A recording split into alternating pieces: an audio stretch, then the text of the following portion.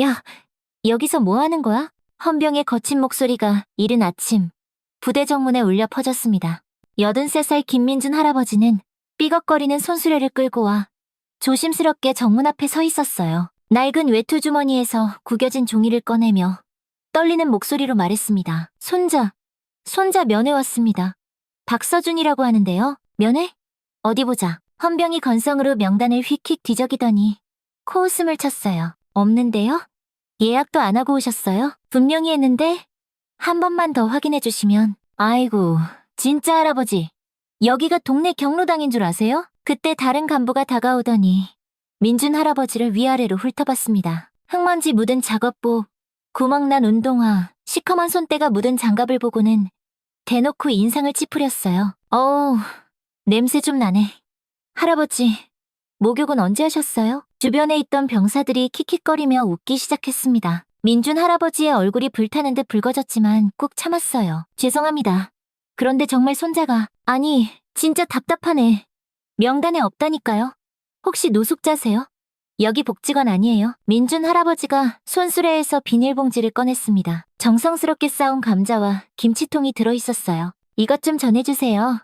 서준이가 좋아하는. 아, 진짜. 여기서 장사하려고 오셨나? 간부가 짜증스럽게 소리쳤습니다. 빨리 안 치우세요? 그 순간 헌병이 민준 할아버지를 거칠게 밀쳤습니다. 균형을 잃은 할아버지가 뒤로 꽈당 넘어지면서 김치통이 땅바닥에 떨어져 시뻘건 국물이 사방으로 튀었어요. 정성스럽게 담근 김치가 흙바닥에 나뒹굴었습니다. 아이고, 민준 할아버지는 무릎을 꿇고 김치를 하나하나 주섬주섬 주워 담았습니다. 떨리는 손으로 흙을 털어내면서도 참아 버리지 못했어요. 손자에게 주려고 새벽부터 준비한 것이었거든요. 어머, 저것 좀 봐. 진짜 더럽다. 지나가던 여자 간부가 동료에게 소곤거렸어요. 폐지 주우러 온 건 아니겠지? 요즘 노인분들이 부대 앞에서. 아니에요. 저는 정말 손자가. 민준 할아버지가 일어서며 간절히 말했지만 아무도 들으려 하지 않았습니다. 한 장교가 지나가며 부하에게 툭 던졌어요. 야, 저런 분들 관리 좀 해. 부대 이미지 다 망가진다고. 알겠습니다. 할아버지, PX 앞 의자에도 앉지 마세요. 다른 분들 자리니까. 민준 할아버지는 마지막 희망으로 주머니에서 낡은 핸드폰을 꺼냈습니다. 제발, 전화 한 통만 하게 해주세요. 확인해보시면. 아, 진짜 끈질기네. 거지가 전화는 무슨 전화야. 거지 아닙니다. 민준 할아버지의 목소리가 파르르 떨렸어요. 저는, 하지만 아무도 들어주지 않았습니다. 오히려 더 큰 소리로 야단쳤어요. 빨리 나가세요. 안 그러면 신고할 겁니다. 민준 할아버지는 힘없이 손수레를 끌고 부대담장 아래 그늘진 곳으로 향했습니다. 그곳에 쪼그리고 앉아 떨리는 손으로 핸드폰을 꺼냈어요. 화면에는 단 하나의 번호만 저장되어 있었는데 그것은 20년 넘게 연락하지 않았던 아들의 번호였습니다. 지훈아, 미안하다. 아비가 이러면 안 되는데. 하지만 손자 서준이를 생각하니 자존심 따위는 중요하지 않았어요. 떨리는 손가락으로 전화를 걸었습니다. 지훈아, 나다.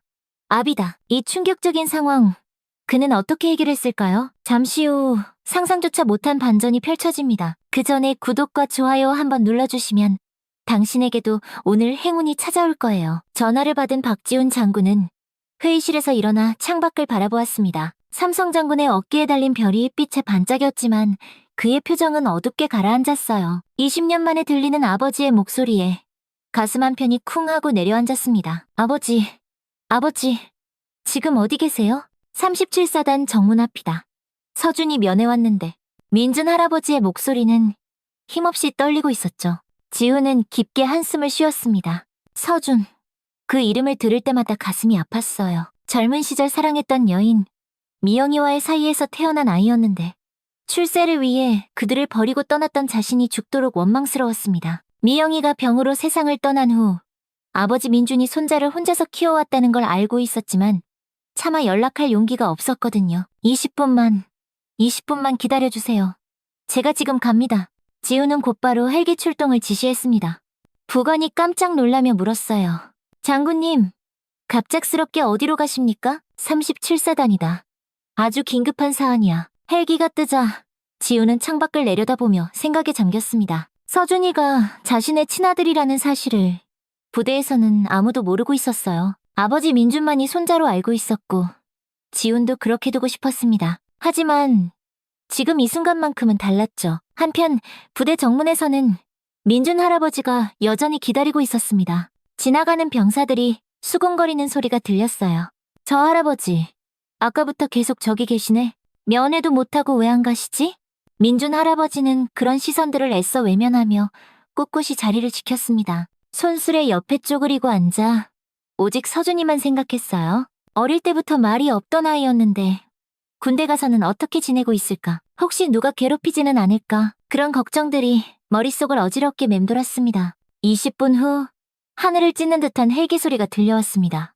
부대 인근 헬기장에 군용 헬기 한 대가 착륙했고 거기서 내린 사람은 다름 아닌 박지훈 장군이었죠. 삼성 장군의 갑작스러운 등장에 부대 전체가 술렁였습니다. 장군님께서 왜 갑자기 도대체 무슨 일이신지? 지훈은 부대장실로 곧장 향했습니다. 그의 얼굴에는 지금껏 누구도 보지 못했던 서늘한 단호함이 서려 있었어요. 문을 박차고 들어서자 부대장과 간부들이 화들짝 놀라며 일어섰습니다. 장군님. 갑자기 어찌된 일로 내 아버지를 어떻게 대했는지 들었습니다. 지훈의 목소리는 얼음장처럼 차가웠어요. 부대장은 당황해하며 물었습니다. 아버지, 라고 하시면 정문에서 쫓아낸 그 노인분이 제 아버지입니다. 그리고 지훈은 잠시 숨을 고른 후 말을 이었어요. 여기 있는 박서준 일병은 제 아들입니다. 회의실 안이 순간 정적에 휩싸였습니다. 정말 아무도 이런 상황을 예상하지 못했거든요. 부대장실의 정적을 깨트린 것은 지훈 장군의 단호한 목소리였습니다. 지금 당장 박서준 일병을 불러오세요. 그리고 제 아버지를 모시고 오십시오. 간부들은 서로 눈치만 보며 우왕좌왕했어요. 삼성 장군의 아버지와 아들이 이 부대에 있다는 사실 자체가 그야말로 충격이었습니다. 부대장은 식은땀을 줄줄 흘리며 급히 지시를 내렸습니다. 어서 박서준 일병 당장 불러와. 그리고 정문 앞 어르신을 정중히 모셔오도록 해. 몇 분 후 민준 할아버지가 간부의 안내를 받으며 부대장실에 들어왔습니다. 아들 지훈과 마주친 순간 두 사람 모두 말문이 막혔어요. 20여 년 만에 재회였으니까요. 민준 할아버지의 눈가에 눈물이 픽 맺혔지만 그는 애써 꾹 참았습니다. 지훈아, 아버지, 죄송합니다. 지훈이 깊게 고개를 숙였어요. 그때 문이 열리며 박서준 일병이 들어왔습니다. 20살의 젊은 병사는 갑작스러운 상황에 어리둥절한 표정이었어요. 할아버지와 처음 보는 장군이 함께 있는 게 도무지 이해가 가지 않았거든요. 할아버지, 어떻게 여기까지? 서준이 민준에게 다가가려 하자 지훈이 그를 불렀습니다. 서준아. 서준이는 고개를 돌려 지훈을 바라봤어요. 왠지 모르게 익숙한 느낌이 들었지만 그가 누구인지는 알 수 없었습니다. 지훈은 서준을 바라보며 마음속으로 중얼거렸어요. 미영아, 우리 아들이 이렇게나 컸어. 너를 쏙 빼닮아서 이렇게 듬직하게 자랐다. 그리고는 천천히, 아주 천천히 입을 열었습니다. 서준아, 내가 너의 아버지다. 부대장실 안의 모든 사람들이 숨을 죽였습니다. 서준이는 멍하니 지훈을 바라보다가 민준을 돌아봤어요. 할아버지, 이게 대체 무슨 말씀이세요? 민준 할아버지는 오랫동안 숨겨왔던 진실을 털어놓아야 할 때가 왔다고 생각했습니다. 서준아, 사실은 네 엄마하고 저분이 그동안 말하지 못해서 정말 미안했다. 지훈이 서준에게 천천히 다가갔어요. 내 어머니 미영이와 내가 젊은 시절 서로 뜨겁게 사랑하는 사이였어.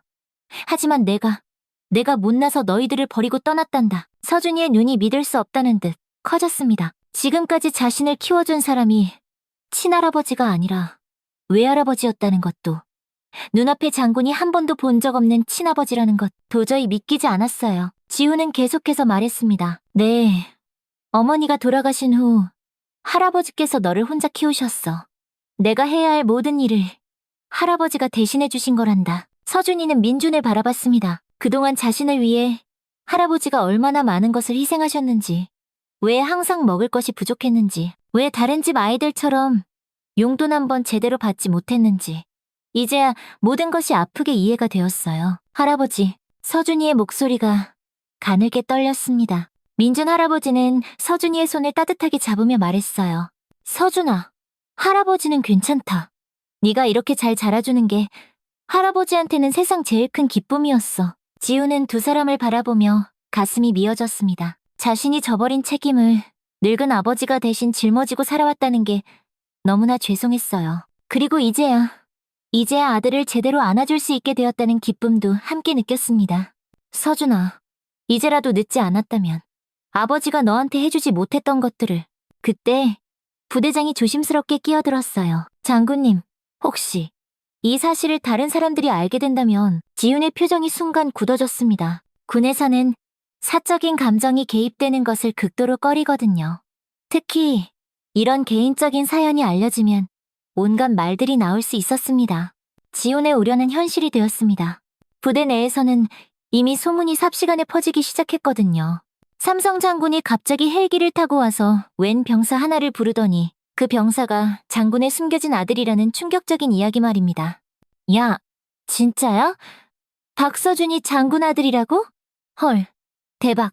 그럼 그동안 우리가 괜히 병사들 사이에서 수군거림이 커져갔어요. 사실 서준이는 부대에서 그리 좋은 대우를 받지 못했습니다. 말이 없고 내성적인 성격 때문에 자주 구박을 받았거든요. 특히 일부 고참 병사들은 서준이를 할아버지가 키운 애라며 무시하곤 했어요. 한편 부대장실에서는 숨막히는 긴장감이 흘렀습니다. 부대장이 조심스럽게 다시 말을 꺼냈어요.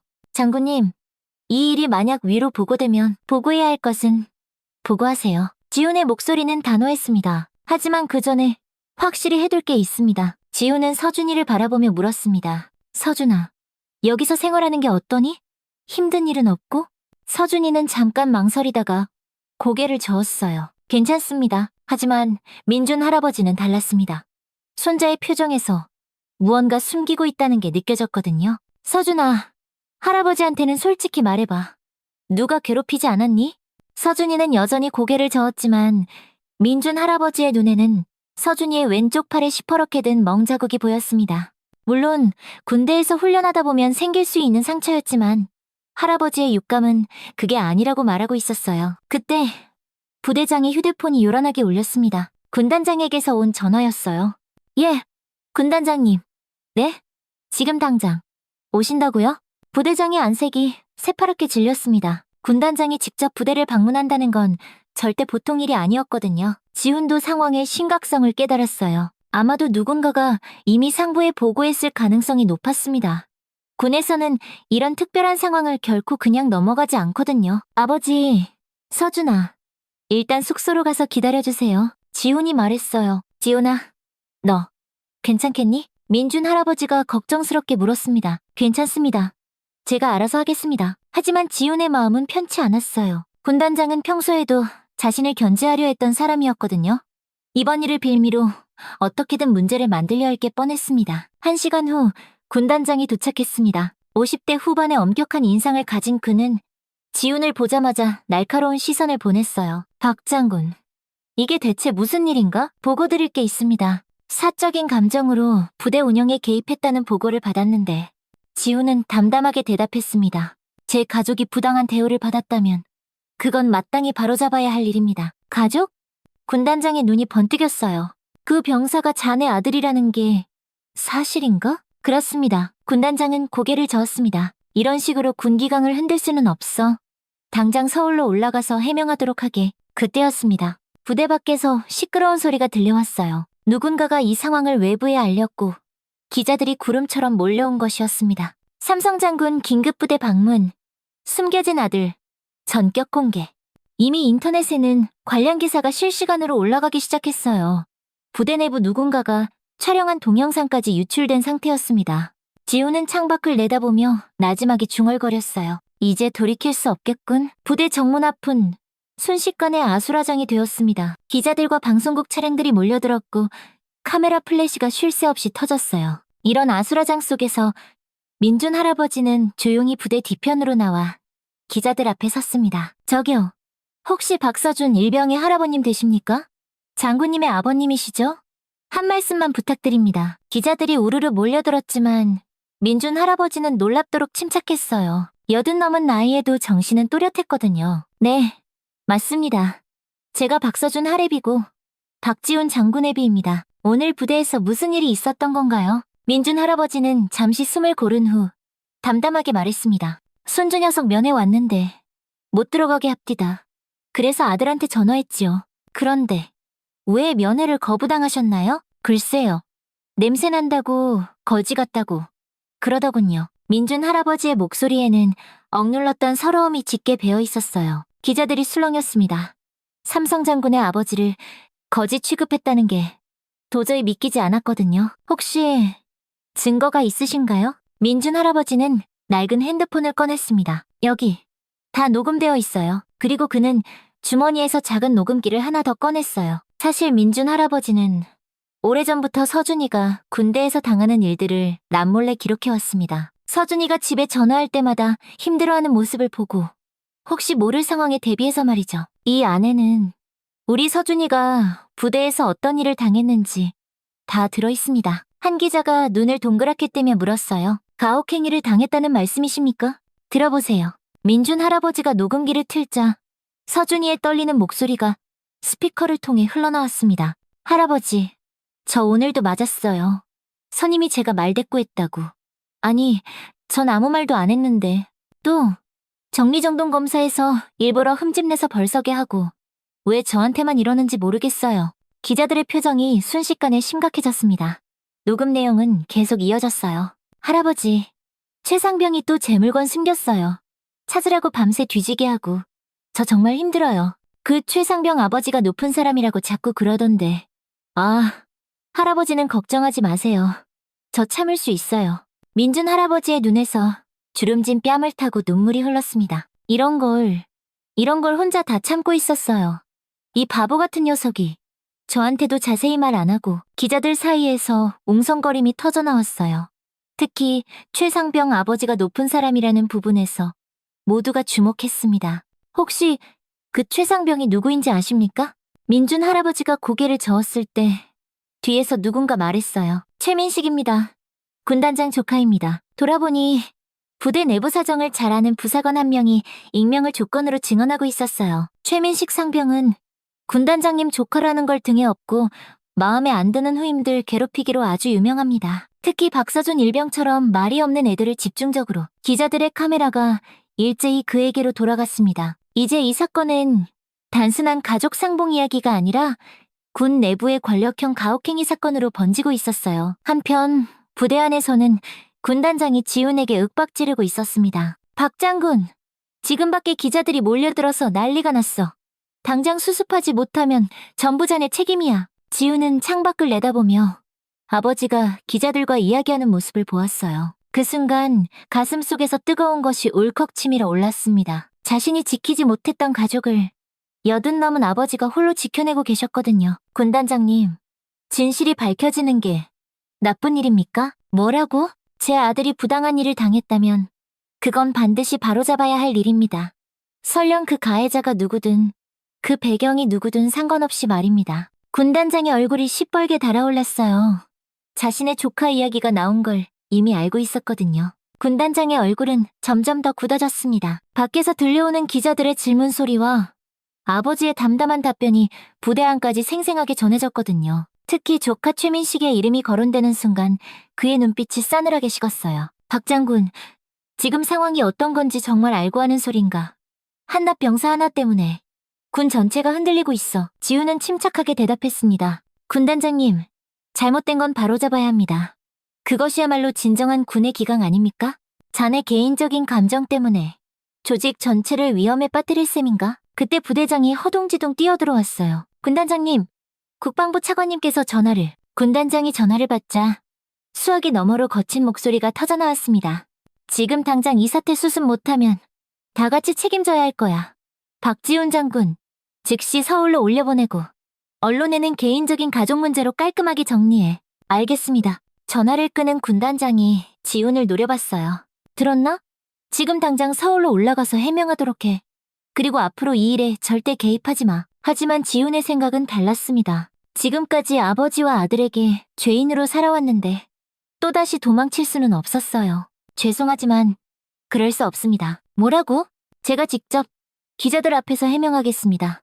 모든 진실을 말하겠습니다. 군단장이 길길이 날뛰려던 순간 밖에서 더 큰 소란이 벌어졌습니다. 국방부 차관이 직접 부대에 도착한 것이었어요. 60대의 차관은 정치인 특유의 계산적인 표정을 지으며 군단장과 지훈을 불렀습니다. 박 장군, 지금 이 사태가 얼마나 심각한지 알고 있나? 알고 있습니다. 그럼 조용히 정리하도록 해.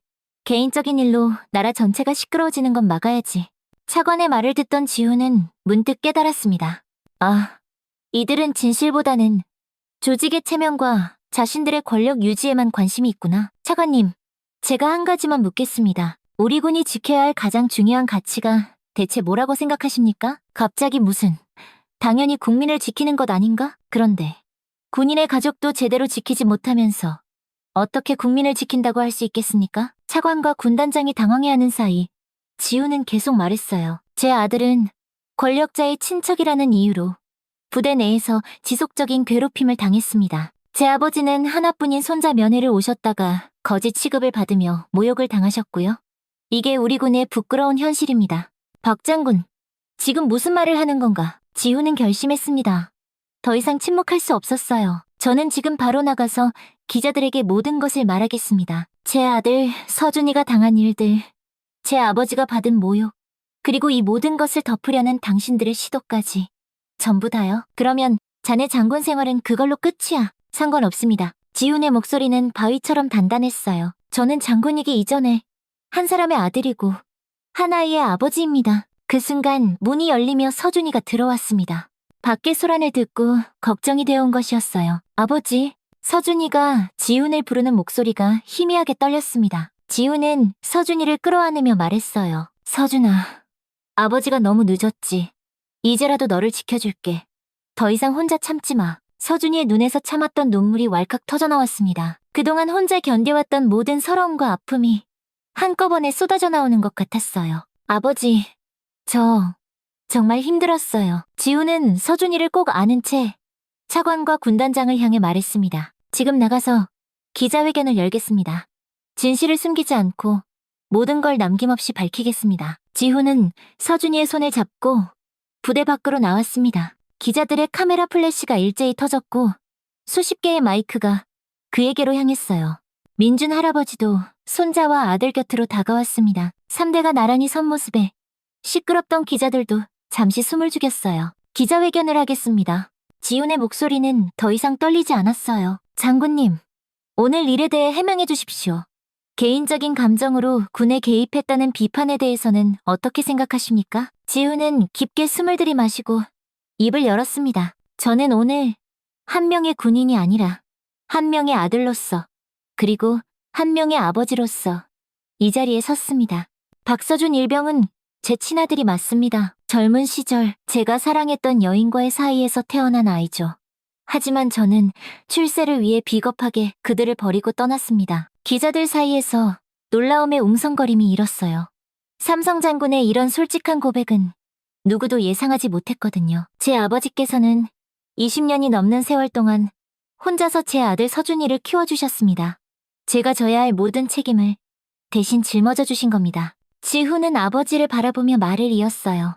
그런 아버지가 오늘 손자 면회를 오셨는데 냄새가 난다고, 거지 같다고 그렇게 쫓겨나셨습니다. 80 넘은 어르신을 이 군대가 그렇게 대한 겁니다. 그리고 제 아들은 지훈의 목소리가 격하게 떨렸습니다. 군에서 권력자의 친척이라는 이유로 지속적인 괴롭힘과 가혹행위를 당했습니다. 한 기자가 날카롭게 질문했어요. 구체적으로 어떤 일들이 있었는지 말씀해 주실 수 있습니까? 서준이가 한 걸음 앞으로 나섰습니다. 제가 직접 말씀드리겠습니다. 저는 최민식 상병으로부터 거의 매일 상습적인 괴롭힘을 당했습니다. 제 물건을 숨기고 밤새 찾으라고 하거나 일부러 관물대에 흠집을 내서 완전군장으로 벌을 서게 하거나 왜 바로 신고하지 않았나요? 최민식 상병이 항상 말했습니다. 자기 삼촌이 군단장이라고. 신고해봤자 아무 소용없을 거라고. 기자들의 눈빛이 번뜩였습니다. 권력형 가혹행위의 전형적인 사례였거든요. 지훈은 계속해서 말했습니다. 저는 장군입니다. 하지만 제 가족 하나 지키지 못하는 장군이 어떻게 나라를 지킬 수 있겠습니까? 그래서 저는 결정했습니다. 진실을 숨기지 않겠다고. 설령 제 모든 것이 어떻게 되든 상관없습니다. 그때 한 기자가 결정적인 질문을 던졌어요. 그렇다면 장군직을 내려놓을 각오도 되어 있다는 말씀이십니까? 지훈은 잠시 망설이다가 단호하게 대답했습니다. 네, 그렇습니다. 순간 기자들 사이에서 탄성이 터져나왔어요. 삼성 장군이 가족을 위해 모든 것을 걸겠다고 선언한 것이었거든요. 군이 마땅히 지켜야 할 가족을 짓밟는다면 저는 그런 군에 있을 이유가 없습니다. 저는 장군이기 이전에 아들이고 아버지입니다. 지우는 제복 어깨에 계급장을 만지며 말했어요. 이 반짝이는 별들보다 훨씬 더 소중한 것이 바로 가족이라는 것을 제가 너무 늦게 깨달았습니다. 민준 할아버지가 아들의 어깨에 툭 손을 올렸습니다. 지훈아, 괜찮다. 네가 옳은 일을 하는 거야. 서준이도 아버지의 다른 쪽 손을 꽉 잡았어요. 아버지, 저도 함께 할게요. 3대가 손을 맞잡은 모습이 모든 카메라에 고스란히 담겼습니다. 그 순간의 사진은 훗날 가족의 힘을 상징하는 대표적인 이미지가 되었어요. 기자회견이 끝나고 지우는 마지막으로 말했습니다. 저는 제복을 벗을 준비가 되어 있습니다. 하지만 진실을 덮을 생각은 추호도 없습니다. 이 나라는, 이 군은 반드시 바뀌어야 합니다. 그날 저녁 전국의 뉴스는 온통 이 이야기로 도배되었습니다. 가족을 위해 모든 것을 건 장군. 권력보다 가족을 택한 진정한 군인이라는 제목의 기사들이 쏟아졌어요.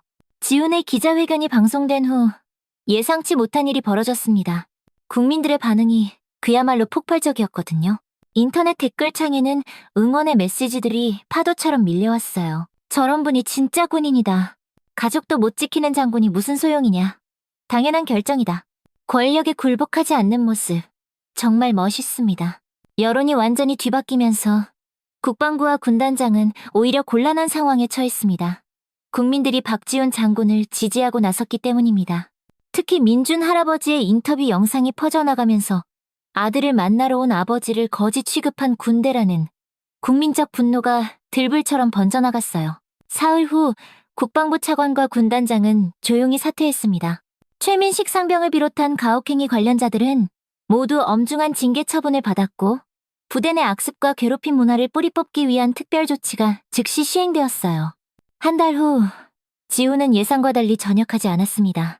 새로 부임한 국방부 장관이 그를 직접 찾아와 말했거든요. 박 장군, 당신 같은 분이 썩어빠진 군을 바꿔야 합니다. 부디 떠나지 마십시오. 서준이는 의병 제대 승인을 받았습니다. 더 이상 그 부대에 있을 이유가 없었거든요. 하지만 서준이는 다른 선택을 했어요. 아버지, 저 다시 입대하고 싶습니다.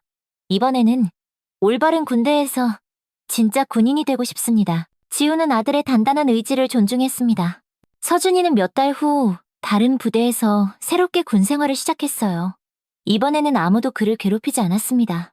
모두가 그를 존중했죠. 민준 할아버지는 한 시민단체로부터 용기 있는 시민상을 받았습니다. 시상식에서 그는 담담하게 말했어요. 별거 아닙니다. 그냥 손주 녀석 밥 한 번 먹이러 갔을 뿐이에요. 세상 어느 하랩이라도 다 그랬을 겁니다. 하지만 사람들은 알고 있었습니다. 그의 평범하지만 위대한 용기가 있었기에 많은 것들이 바뀔 수 있었다는 것을 말이죠. 1년 후, 가을이 깊어가는 어느 날이었습니다. 지우는 결국 전역을 결심하고 시골 고향으로 내려갔어요. 아버지와 함께 살기 위해서였습니다. 작은 농가마당에서 지우는 고무장갑을 끼고 땀을 뻘뻘 흘리며 고구마를 캐고 있었습니다. 옆에서 민준 할아버지가 허허 웃으며 말했어요. 지훈아, 이제야 사람 굿이라는구나.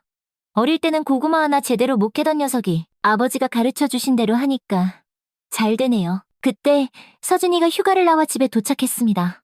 군복을 입은 모습이 무척이나 늠름하고 당당해 보였어요. 할아버지, 아버지, 아이고, 우리 강아지 왔구나. 민준 할아버지가 버선발로 뛰어나가 손주를 맞았습니다. 부대 생활은 좀 어떠냐? 지훈이 물었어요. 좋습니다.